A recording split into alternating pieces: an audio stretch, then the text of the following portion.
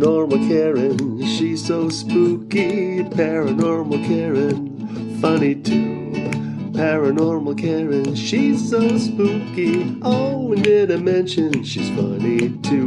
Yeah, cha-cha-cha. Hey, everybody. Welcome to Paranormal Karen. I am thrilled with my guests that had to put up with my nonsense of my dyslexia and trying to make an appointment. I met them at the Tahoe Biltmore Paracon, and their story blew my mind. You may have seen them on Haunted Case Files, which I just took in all of those when I was home at Christmas.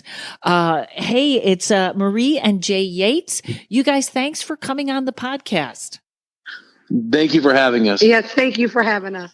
Now, you guys had the best. I mean, like I said, your story was incredible. I can imagine you're working all kinds of events because you guys have so much. How did you guys get started in the paranormal? Were you already a couple, or how did that happen? Well, I kind of was born into it. I always say I was kind of born having haunted experiences and seeing things I couldn't explain. So for me, I've kind of been experiencing this paranormal phenomenon for as far back as I could remember. And it was really challenging as a child trying to find people to relate because we didn't have these cool shows that we're a part of, such as Haunted Case Files and shows we've been on Ghost Adventures, for us to be able to kind of look at and go, oh, that's what's going on. So for me, it was kind of difficult, but I looked up to people like Ed and Lorraine Warren. They did, great specials on TV and news stations I'd always look for, and those old Reader's Digest and stuff. They have little articles. I remember looking through my grandmother's stash of magazines to find articles about stuff like that. So for me, I've kind of been haunted since birth. Was your family kind of in on it? Were they okay with it, or was it just you? Well, I turned out as I got older, my family kind of let me know that it was kind of generational. My grandmother had experienced paranormal phenomenon, but she was very religious, very Southern Baptist. And she's like, yeah, these things exist, but we don't really talk about them. But she would talk to me about what it was I was going through, and made me feel as if I wasn't alone with great. What I was going through. But it got so bad though with my hauntings that I had to get psychological evaluations and stuff to make sure I wasn't crazy. Oh, it was that bad. But they turned out that I was normal. They would say I had a crazy imagination and things like that. And it was kind of weird. I felt uncomfortable taking the test, but I think that it's important that did happen for me to be able to look back at that now and go, okay, I wasn't crazy. I really was seeing these things. But they kind of ramped up. August 13th of 1999, I had a near-death experience. Oh, and you know what? Just I think we can fix this in post, but the phone is kind of going in and out. I'm not quite sure why. But okay, so you had a near-death experience that opened up everything, I'm sure. How tell me about that. The near-death experience kind of I guess was a spiritual awakening, if you will. I think when it first happened, I believe that it kind of pushed me more towards my roots, which was church and religion and my faith. And I kind of felt well, maybe I'm supposed to be a pastor. So I was a reverend for a little bit here in Mesa, Arizona. The church kind of excommunicated me because I believed in angels, demons, and ghosts. And I would talk a lot about Revelation. So they didn't like that. So eventually they kind of phased me out from being able to speak more. So it kind of pushed me out of that gig. And then shortly thereafter, I met Marie, who was a skeptic. Oh. I actually grew up, I didn't know anything about the paranormal, to be honest with you. Growing up, I grew up in a very Baptist Christian home and went to church a lot throughout the week. So to be honest with you, I always tell people I actually was married into the paranormal. That's what happened. I started dating Jay, and I actually... that's when he told me about experiences he did have and stuff like that. It was something, it was so weird because if somebody else probably would have told me this, I probably would have never believed him. But Jay has that thing, when you look at him, you look at his eyes and you completely know he's telling the truth. So it was, it was really interesting when starting to date him. Plus, I have an autistic son from a previous relationship. And my autistic son, I assumed he always seen things and he talked about things and all this stuff. And I always thought it was just because he was autistic and had mental illness. That's what it was. But when I started actually having Jay come into our lives, they were seeing the exact same thing. Wow. So it was really interesting that what my son was seeing and then what Jay was seeing, it was like, okay, what's going on? I know my son started gravitating more to Jay and wanted to hang out with Jay a lot more and bonded more with him. And I'm like, wait a sec. I started getting jealous. So I actually started learning more about the paranormal, looking into stuff and stuff like that. And shortly after that, I think when you start just looking into it or even opening your eyes to it, things start happening. And probably 6 months after that, I had my first paranormal experience. Wow. And was it you saw something or how did that go? So my very first paranormal experience was Jay was actually wanted to tell me all about his experiences before we got married. He just asked me, he was going to ask me to marry him, and I had no idea. And so he wanted to sit me down. He made a bonfire out in our backyard and was like, I just want to tell you about all my experiences, get it all out so you know everything. So we were just out there talking. He was talking about what he actually experienced and stuff like that. He has a little man cave in this like little garage area, and there's a freezer and refrigerator in there. Well, we were sitting in there. We were sitting outside by the fire pit. All of a sudden, the freezer part of the refrigerator flew open and stuff started flying out. Wow. And we're like, wait a second. Yeah, it was flying out. It wasn't just, it fell down. It flew out. We're like, okay. And here I am. I'm like, oh, it must have been something just gravitated it out further, everything. Jay's like, no, it's something else. I'm telling you. I'm like, no, I think it just graduated. And I went, we put everything back in. And the freezer actually shuts really hard. So to be honest with you, like I literally have to tug on this to open it. And I'm like, okay, that is strange. Sat back down, started talking a little bit more. It flew open again and things started flying out again. I'm amazed that you made him check that a second time. Like you were that like, no, we just keep angry chicken in the freezer and sometimes it kicks its way out. I did. I second guessed everything. I will honestly tell you. I'm like, no way. Even the second time it happened, I kept finding excuses why it was happening. And I was like, I even went to the part, well, maybe the electricity's going out for a minute and somehow is letting the door come open or something like that. I'm coming up with all these different ideas. Well, we're like checking everything. And funny thing, no electricity went out because there was a light in the garage that was on too and it never went off. But I was trying to find every, reason. Well, a third time it happened again. I'm like, okay, I started getting a little spooked out. I will honestly tell you. Well, my children were sleeping inside and I was like, I'm just going to go check on the kids. And so I was heading back into the house. While I was heading back into the house, I seen like this creature that looked like a troll. And it was a full body thing that was just like, oh, it was the creepiest thing I've ever seen, to be honest with you. Really? I mean, it ran out of the house going towards like our side of our fence where we had a play area made for the kids. And I'm like, oh my, I screamed so loud. Like Jay ran over there, thought something happened to me. And I just couldn't even get what it was out. It freaked me out so bad. And I'm like, okay, I ran in there to check on the kids because that was my first instinct was my kids. They were sound asleep. I came back out and Jay's like, what did you see? Like he was searching. And by the time I was trying to explain to him, I'm like, wait a second. You guys do have creepy creatures here in Arizona. Maybe I've seen like a huge lizard that's on two legs. And he's like, Marie, there's no creatures that stand on two legs and have hands. And the eyes on this was so black that it was just like it felt like if I kept looking at it, I would went in it and would never get back out.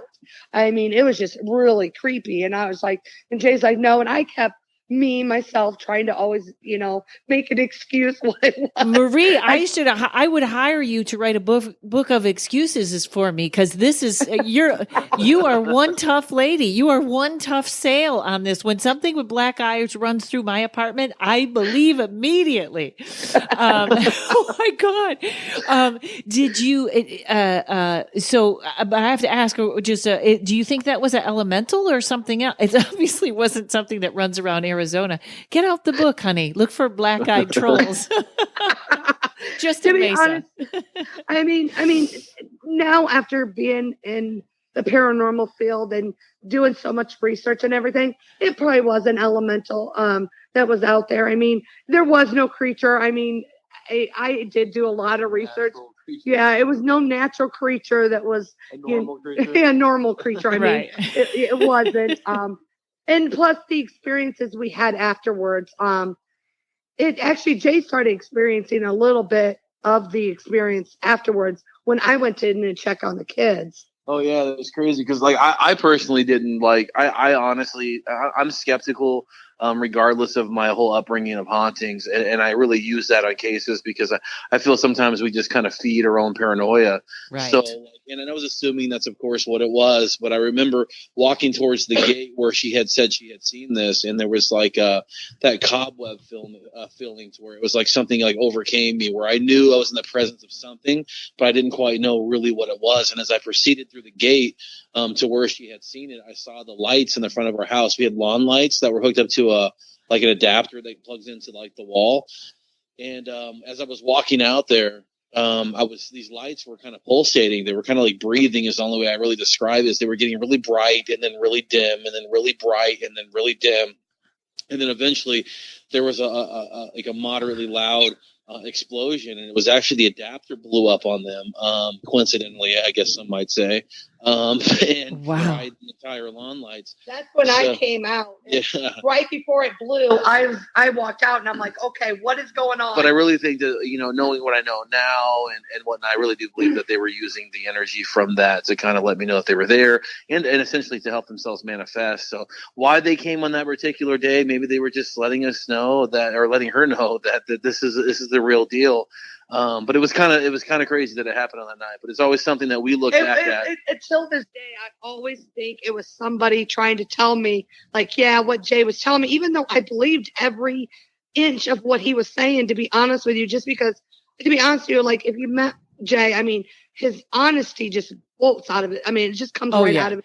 He's a no nonsense in a good way. Yeah, I mean, you could just see it. And it's like, I believed him on everything, but I think something wanted me to see it and actually have my own experience. And what's crazy is your first experience at that level was like a full body creature, possibly an elemental, which I've never seen an elemental at all. I don't believe that I can recall, nor I believe that you've seen one since then. No. So I mean, I believe that it was a great. Now looking back at it, it's like, wow, what an amazing experience you had. I know, because you can digest a ghost, but an elemental that isn't in your consciousness now is creepy. Yeah, the more you think about it, you look back at it, you're like, wow, that was a pretty incredible experience. But I mean, and our whole life has been filled with those type of experiences. And before I met her, obviously I had a lifelong experiences. After I met her, those experiences become more of like her and I. We still independently share hauntings in our own home.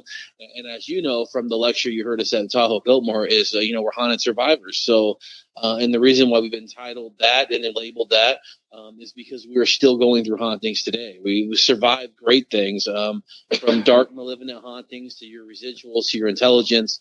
No matter where we've lived, and we've moved multiple times, we've had these things follow us, and I've had these things follow me since childhood. So, we've learned how to live in balance between both the living and the dead. And that's what we pass on to the clients that we serve, whether it's, a commercial building, a historical landmark, or someone's residential home, is that it is possible for you to live cohesively amongst the dead, because they're there, and ghosts are people too. And that's what we try to preach to people, really, is that, they're people too. And sometimes people are jerks in life, and sometimes they're jerks in death, and that's, and some are really good people, and some, you'll see that in this realm as well. But it's not nothing to fear. A lot of times people always say, do you see any good ghosts? Well, we've seen a lot of good ghosts, to be honest with you, but TV doesn't want to hear about the good ghosts. Right. I mean, most people want to hear about your, the scariest moments you had and the horrible ones and stuff like that. So, I mean, I always tell people, I probably have seen more good ghosts and spirits than I have bad. Well, you know what's funny right now, and this is very interesting, and I'm going to throw a huge different wrench into this machine just for a second, because I do think that's funny. The elemental goes through, and you're like, is that the guy leaving the dry cleaning? But there's I just did a podcast with a woman. She had a near-death experience, and something happened. She had this one was off the chart. She's in the Matrix, all kinds of things. And her iPhone made it so no one could hear her. Anybody else could talk on the phone, they could hear it. And right now, every time you talk, Marie, it's like the phone goes, oh, and it comes back on and it's loud. But whenever Jay talks, it keeps getting blocked and coming back. And it's absolutely just Jay. I hope we fix this in the post, but I'm thinking, is that his vibration? Is this his phone or yours? Mine. It's his phone. Oh, interesting. Because Marie is coming through clear as a bell, but you keep going in and out. Like, I checked my headphones here, I checked this, and I was like, maybe something's going on there already now. But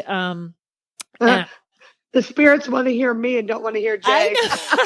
You're the one that's got the hoarse voice right now too. I know, she's straining it. And also, Jay, you're a police officer, right?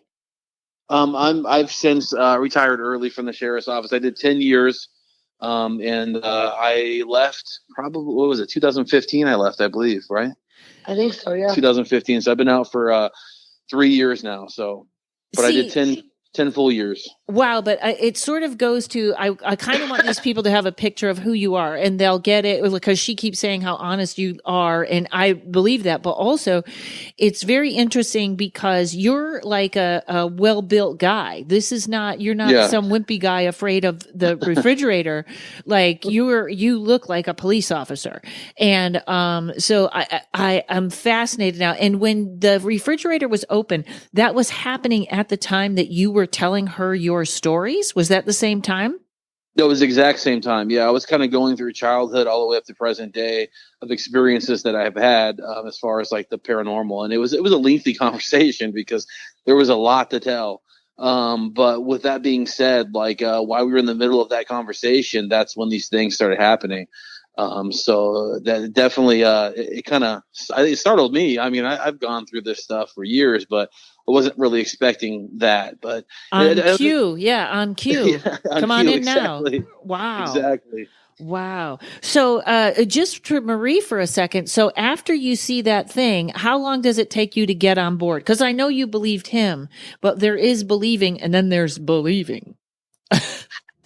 Well, I won't honestly say I was like on board about everything. I mean, till this day, even though I will honestly say, I think every person that opens themselves to it has ability. I do have abilities now. I will honestly say, after being in the paranormal, so I hear things that average person won't hear. But I will honestly say I don't really use it all the time in the paranormal field. I'm the type of person that needs to have the scientific stuff approach met first. I always want to I'm the first one that's going to try to debunk anything. Even if I'm the one that's experiencing it, I'm going to try to go through every inch of everything to debunk everything. So, I mean, I'm one of those kind of people. To the point you even debunk your husband. Yeah, I debunk him quite often. I do it quite often, I will too. Because after I tell him, figure out what it is, he's like, oh, okay. So, it happens. I mean, I believe the things are out there 100%. I know a lot of this stuff isn't. I think a lot of it is self produced. Yeah. And I think a lot of it is just your home. A lot of people don't realize there is so many different kinds of noises in your own home. It could be from your neighbor's house, from a radio in their own house, to the guy you lock in the back. closet. He can be very Yeah. noisy too. Yeah. Yeah. I mean, it's always just different things that you can happen, and you think it's something else happening in your home. So, I mean, it's always, it's a hard thing to, try to debunk and everything. But one thing I will honestly tell you, as a paranormal investigator and going into homes, a personal, like, family homes, I will not ever go in there and say that whatever they're seeing is not there. Because they're experiencing it. I will never be that kind of investigator Right. ever. I will go in there and try to counsel them and teach them other ways around stuff to help them and assist them and maybe realize, okay, it was something like this, but I won't ever tell them that their house is not haunted because they actually think it is. And and you want them to feel, I kind of do that too. And my thinking is I want these people to feel like comfortable to tell me what's really happening, not like they're going to think I'm going to go in and go, well, you're all nuts. But you want them to be comfortable enough to really tell their story. And I think that's a good, yeah, I agree with you on that. So they are. And I think the biggest problem is with investigators these days is that they'll come in for 4 or 6 hours. They'll set up all their cameras. They don't catch anything. Well, that homeowner has been living in that house possibly for 20, 30 years, and they've experienced this phenomenon like several dozen times. We can't automatically assume that just because we've brought this equipment there, that these things are going to show up on cue. So even if we do, what I tell clients and I talk to people in our lectures is, like, let's say you catch that photograph, that smoking gun, that video, that audio evidence where you capture an actual electronic voice phenomenon of a spirit voice, and you're able to present that to them. The first thing they're going to say is, "Oh my God, that's awesome! I'm not crazy." But then the second thing they're going to say is, "Now what?" Right. And Marie and I always say, "We're the now what." Because we stay with our clients forever, really. I mean, we don't really go away. For example, our case organizer is a previous client that we serve. She's been with us now for, I think, 7 or 8 years. So, I mean, the reality is that, we just make ourselves available, no matter how much television, how much events, how many lectures, or how much notoriety we've gained for all the work we've put into the field.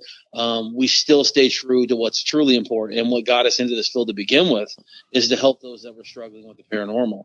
And I think that really is something that a lot of these newer groups coming out, they're lacking in that human element. They're more focused on getting that smoking gun to get that put on television than they are to help that family. And we've been able to do both. And I think that's just, it's a product of our passion. And I believe that that's what's really just kind of helped elevate us to a different level. Well, another thing is when you go into these homes for 4 or 5 hours and say we don't catch anything, well, you can't make a ghost come out and say hi to you. Right. I mean, seriously, can't. I mean, we always tell people ghost hunting and being a paranormal investigator is like being a painter, watching paint dry. I mean, it could take a while. I always tell people it's like a hunter. You're going out in the woods and you're going to hunt for a deer. Well, you might go out there every day for the next 30 days and not get a deer. I mean, might not even see one. Well, that's the same way with ghosts. And these people were going into these homes, even though we're going in there, they're still experiencing it. And most of these people are experiencing personal experiences. So it ain't something they're catching on film, catching on camera, audio, anything. It's personal experiences. And that's really hard to catch. So that's the reason we try to counsel people. I also think it's almost like comedy where there's a difference with people want to be and they don't want to do. They want to say they're a comedian, but they don't want to grind out every night, going, doing shows, working on their act. People want to be a ghost hunter. They don't want to do the back study and the things to know. And that, I think that's the same thing. Yeah. They are more into the name than the doing of it. Absolutely. So, and you know what? I'm going to take a break real quick, but I want to hear good ghosts and then I want to hear bad ghosts. Okay. Fierce, Funny, and Female has won over 10 book awards, and probably while I'm telling you this, it's winning 10 more. As one of the first women to work as a laborer in the Texas oil field, Marty McGibbon set off explosives and staked oil wells before realizing her childhood dream of becoming a successful stand-up comic. Marty introduces readers to a wide range of characters in her life, from sleazy authority figures and crazy Corn Belt cult leaders to Texas oil billionaires to wild-eyed redneck co-workers who robbed banks on their lunch hour. This is the second in Marty's series, and it is one of the most exciting stories. It's the story of a young woman's triumph over adversity and trauma, told with grace, wit, and laugh-out-loud humor. Look for Fierce, Funny, and Female on Amazon.com, author Marty McGibbon. Okay, so I love good ghost stories. I know I heard one, and I don't know, I can't remember who it was. I heard somebody on Coast to Coast where a guy fell down the stairs, and the EVP was a woman saying, "Are you all right?" Oh my God. Have you ever had good ghosts like that?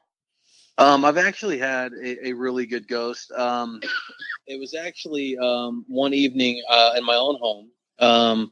Marie and I had gotten into a little bit of a disagreement, and it was when I was working for the sheriff's office, and I wasn't always the most easily talked down kind of person. So that led me on the couch pretty much, and Marie in the bedroom. And it got relatively late, and I was like, well, she fell asleep. I'm going to sneak into bed. Maybe she'll forgive me for not listening to her and whatever I said stupid, which I probably said something dumb. I can't remember. But I ended up going into the bedroom. I ended up laying down on the bed, and I hadn't but just closed my eyes for a second till I heard something at the door of the bedroom. And I looked up, and it was a glowing, bright light coming from what appeared to be her grandmother who had passed away. And it was beautiful. She was beautiful. I mean, she looked so much younger and healthier, and she had this beautiful gown on, and it was just almost like a hologram. I can't really explain it. I've never seen anything quite like that. And it was just so peaceful. But I was starting to get uncomfortable, even though I've been through these experiences before. And I was looking, and I'm like, oh, I've got to be dreaming. I've got to be dreaming. There's no way I'm actually seeing this. And I'm like, oh, my gosh, I should wake up Marie and let her know that that's her grandmother. And I started thinking, I just made Marie pissed off. Her grandmother came back from the dead to yell at me. So I started thinking to myself, like, oh, my God, this is crazy. And I'm like, okay, well, maybe I'll just not move, and I'll see like what's going to happen next. And her grandmother actually reached her hand out and touched Marie on her thigh or her leg. And Marie responded to the touch.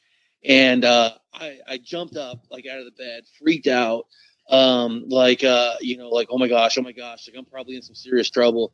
And I'm like, I went out into the living room, and I went to bed and kind of just like try to forget about it. And the next morning I asked Marie, I said, do you remember anything last night? And she's like, no. And I was like, well, I kind of tried to go to bed last night. And I said, I don't know how to tell you this, but I saw your grandmother. And she's like, well, why didn't you wake me up? Why didn't you tell me? And I said, well, I didn't know what to think of the whole thing. And she said, well, how do you, I mean, but like literally to see that she reached out and to touch Marie, and then Marie to respond to that. It was such a cool like experience where Marie's grandmother was someone very important to her, very special to her. And for the fact that she would have appeared, and it gave me peace in knowing that her grandmother was there. I wish Marie would have been able to see it, but I think sometimes some people can't handle. I still haven't seen my grandmother. I think that you would almost not be able to handle it. It would be a negative experience. It'd be hard for me to say goodbye. But for me, but I think she was just letting me know that she was still around, and she was still watching over her grandbaby, and that I should probably be nice to her. I know that's pretty good, Marie. If you come with an army of women that are they're going to help you. I have some powerful women behind me, and I know that. Oh, that's wonderful. Well, you know what? You two really, if there was ever twin souls, I felt like that immediately when I saw you two. I'm sure no marriage is easy, but you guys seem really, even to the point where he sort of tapped off that paranormal side in you. You guys are a great couple. We definitely. We always say he's my best friend, but he's my enemy too. Like we love each other, but we hate each other. But you know what? I know that there's nobody on this planet I can count on the most. Yeah. And it's him. We spend a lot of time together. We spend a lot of time on the road. We spend a lot of time filming together, a lot of time out of events. Being parents. We're around each other quite a bit. So we pretty much know each other like the back of our hands. So it's really easy to make each other happy. Neither of us can lie to each other because we could see it. It's just like weird. We'll try to say a little bitty lie, either one of us, and we looked at each other like, no. So we don't. We're very honest to each other. A lot of couples probably couldn't do that. But right. For us, it's like brutal honesty. Yeah, we're brutally honest for us. Do you guys ever have telepathic experiences? I do not with Jay at all. I do with my son. Oh, interesting. Oh, God. Now, you guys said you call yourself, what did you say? Paranormal victims or no, how did you say it? Haunted survivors. Survivors way better than victims. I'm sorry. I've only heard that term from you guys. Can you tell everybody kind of what that means? Or did you guys have an event together? All of a sudden everything happened at once? We've kind of had these things going on for years now. And they just kind of accumulated just over the years, to the point we're still haunted right now. I mean, we have things going on inside our house. As early as today, I thought my kids were fighting when I got in the shower, and I was hearing banging and stuff and stomping on the floor outside of the shower. I thought that they were in there in a fist fight or something. Where I came running out of the shower, and I'm like, Brandon, what's going on? Yelling at my 17-year-old. And he's like, nothing, I'm watching TV. And I'm like, yeah, so we hear those things. Recently we had some team members come into our house, which we've only done 2 times over the past decade, I think. I've never used the SLS camera, but a team member, Scott Latea, he turned on the SLS for the first time at my house. Then there was a stick figure standing at my staircase, leaning up against the post on my staircase, waving at us. Wow. And then it kind of like shot upstairs. So then we went upstairs, and we saw 2 stick figures, one that was laying on the bed and the other one looking like it was stabbing the other one, and violently hitting the other one. And then we caught audio inside of our bedroom that mirrored the exact same audio we captured in a building that we frequently investigate. I have to unpack that for a second. With a ton of questions. So is this your house, or do you think it's with you guys? I think it's just with us. I really don't think it has anything to do with the house specifically. We take a lot of haunted artifacts, a lot of cursed items off people's hands. We don't protect or ground ourselves when we're on investigations with intent. Because we find out a lot of information about hauntings because of things that happen to us, even sometimes before we do an investigation, where we've been able to really help clients out as far as getting information that otherwise we probably wouldn't have. But we kind of use ourselves as a vessel in a lot of ways. I don't encourage people to do that are new to the field, because it is extremely dangerous. But we have a huge caution tape on us, and we tell people not to don't do what we do. And I know that protection for some people is great, and we always tell people we don't use paranormal protection, and we don't do it because we think because it's cool or anything. It's just been one of those things that we've really helped some families and some individuals that have owned some businesses dramatically from us kind of going through a little bit of hell ourselves. So if our trials and tribulations could become other people's testimonies, we're willing to do that. Wait, so that's like a doctor doing chemo so that he can help the patient? In a way, something like that. Wow. Something like that. Wow. So we're kind of like we're the crash test dummies of the paranormal, I guess. Wow. But I mean, the reality is that we've learned a lot about cases, dark cases that we have taken to where things were happening to us days before we even got the phone call, to things happening to us after, cases that were mirroring exactly what was going on in the other houses that we were investigating, to where these things were literally visiting us in our own homes. We don't close communication on electronic voice phenomenon sessions. In some cases we do. We recently have started doing that, and that's because, like Marie, she's got an immune issue and stuff, and I really don't want her to be subjected to too much harsh energies. Right. But at the same time, when we think that it could be something, we've closed out a few within the past couple of years. We do it when we know my immune disease is sort of not very very not in a good way. That's when we sort of do close down. When you say leave it open, how you mean you just don't sort of do the closeout and say I'm leaving and nothing follow me. You just kind of exactly. So instead of saying goodbye, we continue that conversation at home. And it's risky in doing that. But we're kind of in a position to where it kind of works for us.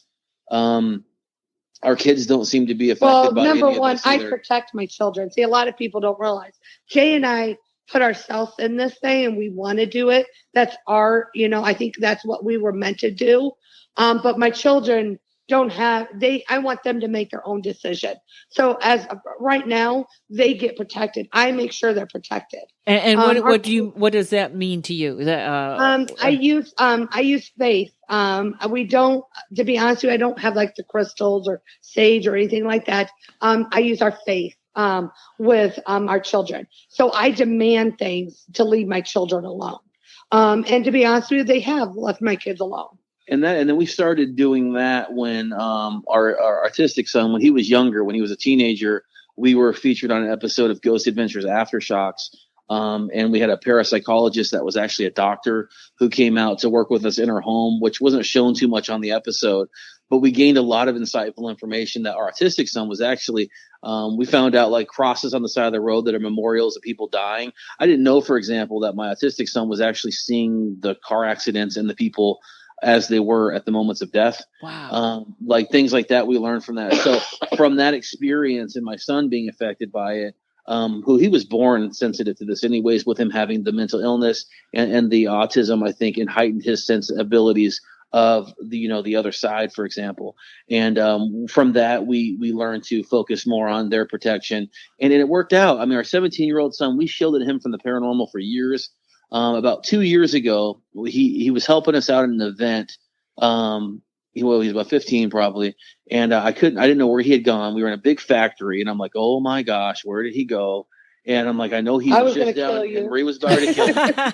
And my son's sitting there and he's talking to something in the dark. And I'm like, oh no, you're not doing this. Because Mama will kill me. And I'm like, no. He said, well, Dad, this is what you do. And we had to have this long conversation. After fighting with him for 2 years about it, we finally agreed to start slowly bringing him into the paranormal on very malignant type cases and very just residual type energies. And he's done really well. And he's very receptive of following directions. So he's definitely sheltered when he's out with us. People will see him at events. When we do events locally in Arizona, you'll see him out there because we'd never hold an event at a place that we thought was going to be dangerous anyways. But any contact with the other side could potentially have dangers. So, but my son is very he's learning to protect himself now. Absolutely. We've taught him all the different ways. I mean, and I waited to that moment where he's old enough to actually take that onto himself. I mean, because to be honest with you, and that's he'll one be thing. 18 in May. Yeah, he'll be 18 in May. And I always tell people, when we go to these homes, I tell these parents that have these hauntings and they're worried about their children. I'm like, guess what? You're the parent. Would you let a stranger come up and take your child? Right. No, you're going to scream and tell them, get away from my child. And, you're going to do whatever you can, get that person. It's the same thing with the paranormal thing. You need to demand it to leave your child alone. And you had to really mean it and feel it. And we really had to do that with our autistic child when he was younger in his teens, because he was experiencing things on his own that we weren't really privy to. I was experiencing things that he was experiencing. And we finally, as parents, had to really stick up to like whatever it was that was following him around, his attachments, and really like let him have it. And I can tell you now, I mean, he's at peace. He still has experiences, and we have to counsel him just because he is autistic and mental illness. We have to counsel him quite a bit on stuff, but it's nothing like it used to. I mean, when he was younger, I've been waking up nightly from my son screaming like he was being murdered. That's my nightly thing every night. That was even before you had met me. And that's even before I met Jay. It was nightly. And it was just, and finally when Jay came in, we sort of, went in. It took a while, even after Jay got, but finally it down. But now Steven sleeps peacefully. And he still has like, oh, this person came to me, or, oh, I seen this on the side of the road. We talk to him. We explain to him. We tell him like this. If you don't want to see it, what do you do? He knows what to do now. Well, if you ask him what a ghost is at this point in his life, he'll say a ghost is a person. Ghosts are people too. Well, They'll say ghosts are people too. I think it's funny the way we hear things, because you were saying he was screaming, and you go, and even before he met Jay, and I was like I had assumed Jay was scaring him. All my attachments, that I brought into the marriage, but no, he was definitely. There's actually an episode out there of Scariest Night of Our Life. That one that I did specifically, that was about when I had just met Marie, and I had just kind of started becoming that dad role to Steven, when he was going through seeing this boy named Nicholas and this man named Snake, which later we found out Snake was this guy's moniker on the streets. And he had it was a murder-suicide in the apartment that Marie was living at. We found that information out afterwards, but Steven had already solved the whole mystery prior to that one evening and told me all about it. So he's very sensitive, very much so in tune with that realm. He knows how to shut it off now. We just got to redirect him sometimes because it gets a little. And that's the reason. I mean, with us now, we do a lot of research into the mental illness and autistic realm and how it helps, and try to find different methods of helping other people out. I will honestly say that one episode, I was reached out by so many mothers and fathers about their child with autism or mental illness. I'm like, oh my goodness, you help me out. Can you help me do this? And it makes me feel good that I actually can assist other families that are going through it. So, I mean, it's definitely opened up doors that we never, and I mean, it's kind of like what we said before, like our trials and tribulations have become other people's testimonies, but we truly believe that children are fresh from their creator, and they have like an open, free spirit and mind. They haven't been filled with life's disappointments. Most of them haven't, to where they still have that childlike face. So they see beyond the veil. Right. And as we get older, we have people that are going through what we call dementia and Alzheimer's, and we say, oh, that person's crazy. They're not really talking to their dead loved one. Well, reality is what we've done with investigations is that we've documented that, no, these people, a lot of them are actually speaking to their loved ones, and that maybe we're the crazy ones. You know what I mean? Yeah. And we've done that time and time again. If you've seen the episode on Haunted Case File Season 1, Marie talked about her own grandmother and an experience we had investigating my mother-in-law's house. That definitely, started a lot more for us, kind of kicked us more into that field. And I currently work mental health myself. And I've been doing that for years now after I left law enforcement. So I see it on a regular basis. I can't investigate people's homes doing what I do, but I look at it and I go, wow, this person's probably really experiencing something beyond just, a diagnosis, Well, that's what I feel like schizophrenia is. Yeah, I think they're seeing through other dimensions, and yep. Yeah. So, and in fact, hold on one second, because I want to go into one of those stories of your own. Not that we haven't yet, but your own trials and tribulations. Hang on one second. Who do tarot readers go for tarot readings? They go to Melissa Sonova at melissasonova.com. She gave me the best reading a couple of months ago that is still resonating and helping me out now. She is authentic and to the point. You loved her on the podcast. She is the no BS tarot reader. She also has a tarot class online right now. Check it out. Just watching the promo, you will see how much fun you are going to have while you learn. Also, check out her book, which is always right beside me when I'm doing my readings or my tarot card for me in the morning. It is called Kitchen Table Tarot, and you will love it. Melissa Sonova, that's MELISSACYNOVA. Check her out. Yeah, you guys have had some real family stuff that was just off. Now, I almost, it's like, now I'm like, oh my God, I could talk to you guys for hours. Because also, it's kind of, I feel like with you two, when you were saying you weren't grounding, you feel like there's two things that this would be my vibe about both of you, which is, number one, you both know who you are. And so many people don't. And, Yeah. and I think that's a bigger key. I always say when people call me for a tarot reading and they say, what's my purpose? I say, don't worry about your purpose, because someone has to clean the bathrooms, but find out who you are. That's one way of putting it. Yeah. Right. When you find out who you are, you bring a different light to this universe. And that's what we need you to be.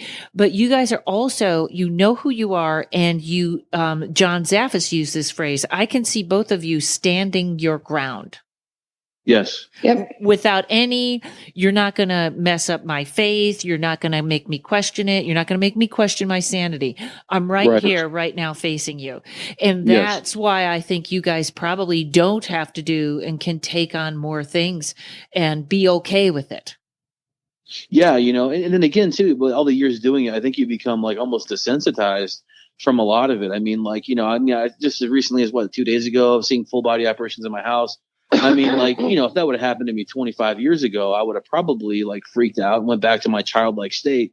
But I mean, the reality is that you've seen it so much, you're confident in what you're doing. You're confident in, what you can take on. And there is times when it's beyond us. And when it's beyond us, we have a great network of individuals from all different faiths and walks of life. Don't worry, Jay still screams like a little girl. Oh yeah, everybody does. Oh, I get so excited though. I have to tell you, when I have these experiences, and you'll see me in some of these things I do on television, where I respond like I'm never seen a ghost in my life. But the thing is, I'm so excited, and it's just so much energy that I'm pumping into it. That it's almost like a kid on Christmas, man. See, he's more scared of grasshoppers. Oh yeah, because I've never heard somebody scream so loud over a grasshopper. Okay, this grasshopper, Karen, was seriously 12 inches long, and it was going to kill us. Our autistic son came up there, called me a pussy, called him a pussy, and moved the grasshopper. He didn't even kill it. I think he slapped it down. Yeah, he just moved it. He didn't even kill it. No. Oh, well, I actually have to side with Jay on this, because crickets and grasshoppers, anything that knees bend backwards, I do not like. I have had houses infested with both of those, and I just hate them.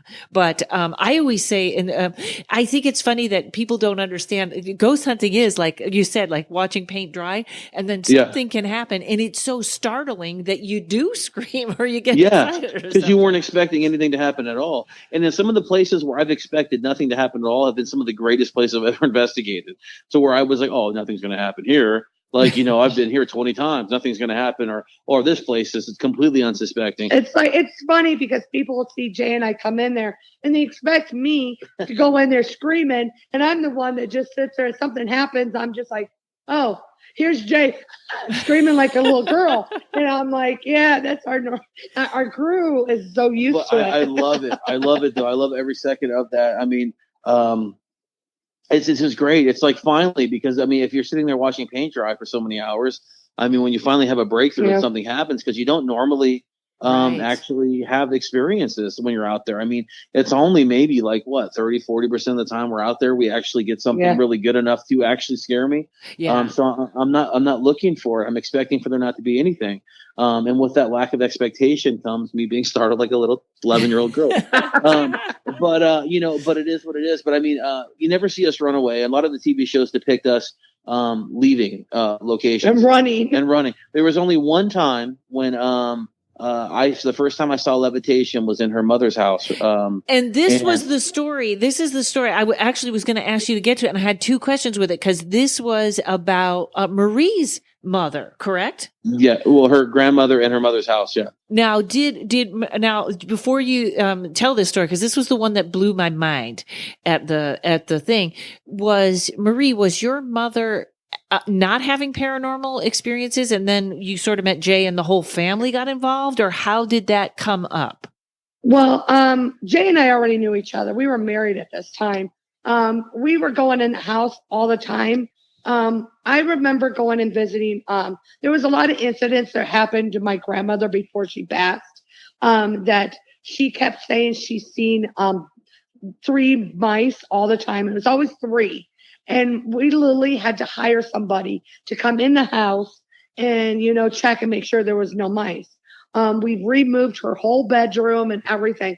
We've done everything. And then she kept saying that she's seen things in her closet and all this stuff. She always had all these experiences. Well, then my grandmother passed away. And then after my grandmother passed away, my mom started hearing my grandmother's chair that we removed out of the bedroom. She had a rocking chair that she always sat in. And it wasn't even in the bedroom anymore, but my mother would hear it going back and forth. It made like a creaky sound all the time. And my mother would wasn't hear it. There, it was like a noise. No object was there. Yes, that's correct. It actually had, I think, a shelf or something there now. If I remember right, there was like a shelf or something. But yeah, this chair wasn't even there, and my mom would hear it. She mentioned it to me. She's like, "Hey, I think I'm losing it a little bit." And I'm like, "Mom, it's probably you're just, thinking of grandma. You're hearing noises that, were common in the house." I did tell her about residual hauntings. When something could happen over and over and over, you could still hear it. Right. So I explained to her that. And then it started getting a little bit more scarier for her. She did not like going into the closet in her the one bedroom my grandmother used to be in. It just every time she went in there, I think she said she felt like somebody was staring at her, or like she had to really run out. She was also hearing your grandmother call for her in the middle. Yeah, and then it started where she would hear my grandmother calling for her, saying, "Help me, help me." And my grandmother wasn't there, and my mom, and she's like, "Marie, you guys got to come in here." And that's when we finally, after talking to her, tried to do a couple things. We're like, okay, let's just go in there. Actually, I had to fight Jay to go and do this. Karen, when I went in there, I complained the entire time because I had said I'd been in here thousands of times. There is no ghost in here. There is nothing wrong. Your mother's going through a grieving process right now. We shouldn't be here. We're just feeding in to her having, this grieving and her being upset. We should just wait and give it some time, And so we went through the processes. And this was back then before we had a reverend on our crew. Since then, our reverend actually passed away in January of last year. But I did all like the blessings or the cleansings. And usually we would turn on like all the lights in the house and everything and, kind of open up the doors and the windows and all this stuff. And we'd do our thing. But in this particular time, feeling arrogant and just angry at being there, I said, I'm going to start in the darkness and end in the light. And I went in this closet just being arrogant and ridiculous. And that's the biggest problem with investigators, and myself included back then, looking back in retrospect, is that I went in there thinking that, this is nothing. And I started the process, and immediately I started feeling clothes behind me, hitting me. There was something moving them. I kept moving forward. They kept pushing forward towards me.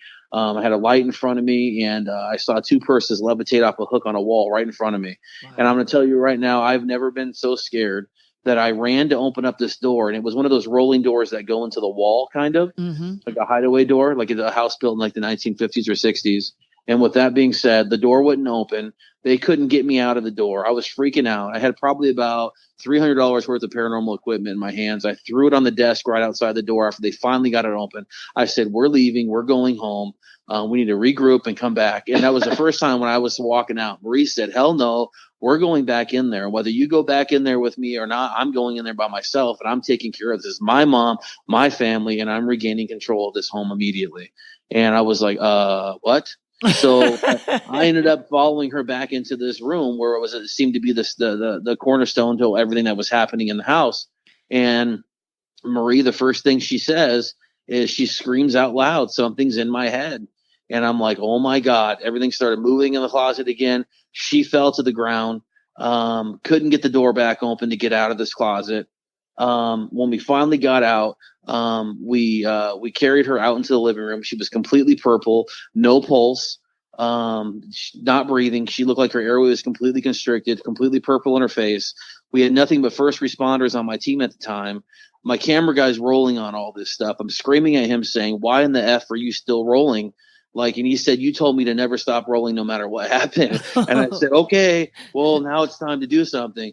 But the great thing is they showed on the show that I picked up Marie past the threshold. She started breathing. I never picked her up one time. Actually, the camera guy, feeling guilty because he was still rolling, set the camera down. She picked her up. And as soon as he walked her out of the threshold of the house, she took in this deep breath. Color came back to her face. She leaned up next to a window. I said, hey, we're going to take you to the hospital. Something went wrong, either medically or otherwise. You need to be evaluated. She said, F no, I'm going back in this house and I'm finishing what we started. And as soon as she did that to get up, I saw on her neck she had been scratched, like bad scratch on her neck. And she went back in, and she through her faith and the power of the blessing, she helped to cleanse the house. And there was no activity after that. But Marie had a lot of experience that I didn't even know had happened afterwards. And then even when we filmed the show on the day that it happened was interesting too. But I'll let Marie kind of share that. Yeah. So when I actually passed out, I didn't know I even passed out.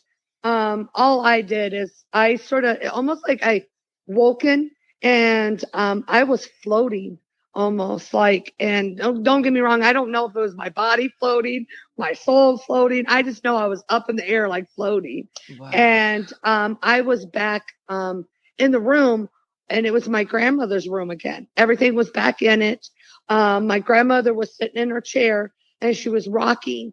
My grandmother had a TV stand, one of those old TVs, that where it's made out of the hardwood, and the TV's in it's one of those floor TV things. She had one of those, and she had a blanket wrapped around her. She always had her blanket because she was always cold. I kept hearing something telling my grandmother like horrible things. I mean, I couldn't hear all of it. I was just like, it was telling her like, I'm going to get your daughter, and I'm going to do this, and I'm going to get you, and all these weird little creepy things happening to my grandmother. And at the same time, it's tell my grandmother to get up. I'm going to get your daughter. I'm going to get your daughter. And at the same time, the blanket is wrapping around my grandmother's feet. And it was like completely wrapping around her feet. Knowing me watching it, I know if she got up, she would fall. Well, the way my grandmother actually died is my grandmother did get out of her chair and she tripped and hit her head on her TV. Wow. So I'm seeing this and I'm thinking I wanted to save my grandmother. And I'm like, okay, grandmother, no. And I'm trying to scream. I'm like trying to get it. Like, don't let it. I'm screaming at it. Say, don't take my grandmother, please. And I mean, it was like almost I was there. And I mean, at that moment when my grandmother, and then I seen her fall. And it was just like, and that hit me because my grandmother, I mean, I have a really good mom, but my grandmother was like my mom. My mom worked a lot. My parents did. So I was with my grandparents a lot growing up. So my grandmother was like my mom. We did a lot together. She was my best friend.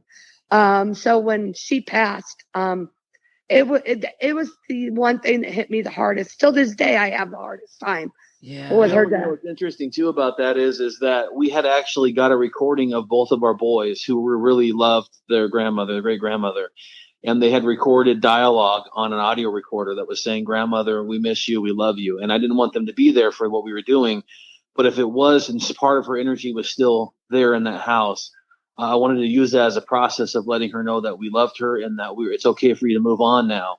And we played back that recording in the house. It was after I said, I love you. Well, my sister was there with me. So we played the recorder of my kids saying, I love you. Then my sister said, I love you, Grandma. You can go to heaven now. And then I said, Grandma, we're okay. We're all good, Grandma. We love you very much, Grandma. Go to heaven. And then we caught the recording that it was her grandmother's voice saying, I love you.